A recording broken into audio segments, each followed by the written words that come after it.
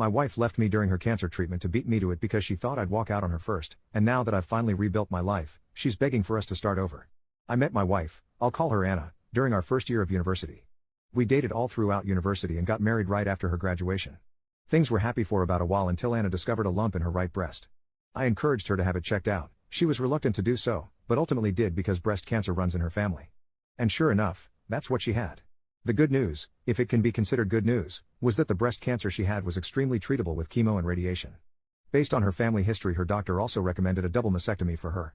This put Anna in a really dark place. I suggested she go to therapy, but she outright refused and said she never wanted to hear me suggest that again. So I did my best to be encouraging and supportive to her.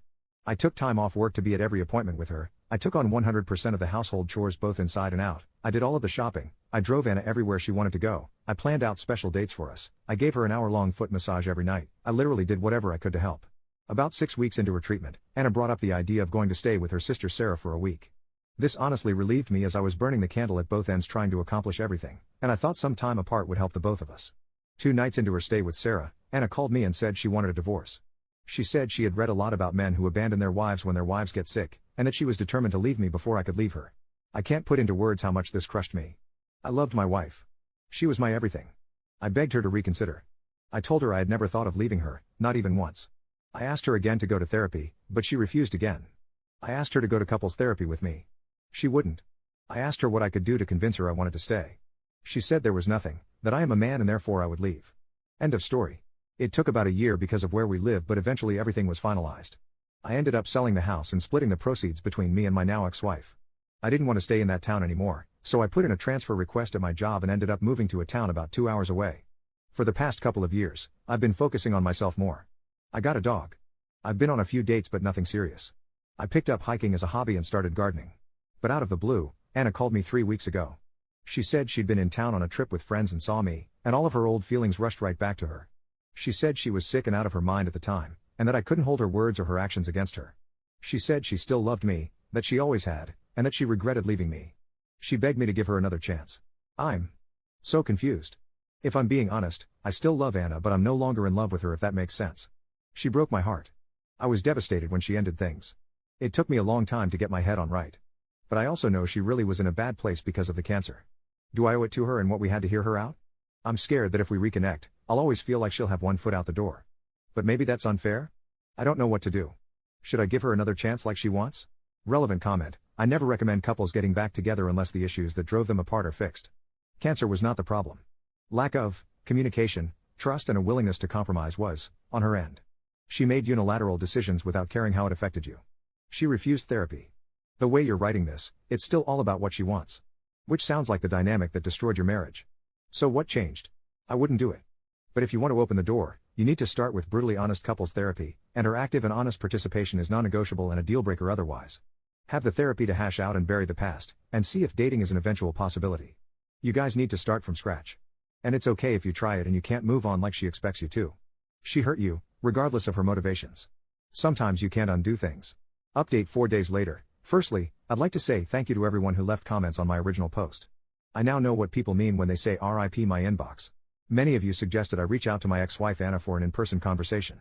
The overwhelming consensus was that meeting her in person would tell me all I needed to know. And you were right. That seemed reasonable to me. I texted her and she jumped at the chance to meet up, and we did so yesterday after I was done work. I chose to ask her to meet at a local coffee shop. Maybe it sounds bad, but I didn't want to meet her at my house or anywhere private just in case. Anyway, Anna was already there when I got there. She got up and hugged me. I let her, but didn't really hug her back. Then we sat down. I asked her to remain quiet while I talked and then I told her everything. I'm gonna sum it up here because I honestly don't remember everything I said. I think I talked for like 10 minutes solid while she just sat there and teared up. But I told her things like how much she had devastated me. I told her that I would have stuck with her through thick and thin, no matter what. I told her that I loved her, and that hadn't changed after her diagnosis or treatment plan. I told her that I was broken after she initiated the divorce. I told her how hard it was for me to pull myself back together. A lot of you pointed out that if Anna and I got back together, I should be worried about what she would do the next time she got sick, or if I got sick. And you were right. So I told her that too. And she got mad and interrupted me at that point. She said I was being unfair. That I wasn't taking into consideration her mental health at the time. She said she wasn't thinking straight, but that now she was. I took the chance to ask her if she'd been to therapy. She told me she hadn't, and that she had no plans to, and that she didn't need it. I have to admit, that crushed me a little. So I asked her why. Just. Why? It's the one question I've really wrestled with over the months. And she said that she'd gone looking for support groups and found a lot of women who had stories about their partners leaving. She even mentioned Reddit, funnily enough. She said she talked it through with her sister Sarah. Anna said that Sarah, to her credit, had tried to dissuade her from divorcing me. But that between social media and some of Anna's friends, Anna felt like she had to go through with it to be seen as a strong woman. That is word for word what she said to me. I don't remember anything else exactly, but I will never forget that. She broke my heart and threw away our relationship because somehow in her mind that translated to being a strong woman. She then started trying to tell me we could get back together again, but at that point I just told her flat out that wasn't happening. What it comes down to for me is that I just can't trust her. I would always be worrying about the same thing happening again. She cried a lot and tried convincing me for a little while. When I got up to leave, she threw her iced coffee in my face and stormed out. So yeah. We're definitely not getting back together. I have the closure I always wanted. I wish it felt better. I've been dwelling on it for the past day and a half. I keep wondering if there's something I could have done better, some way I could have saved our relationship. But I know there's not. I've blocked her number and I kind of hope I never hear from her again.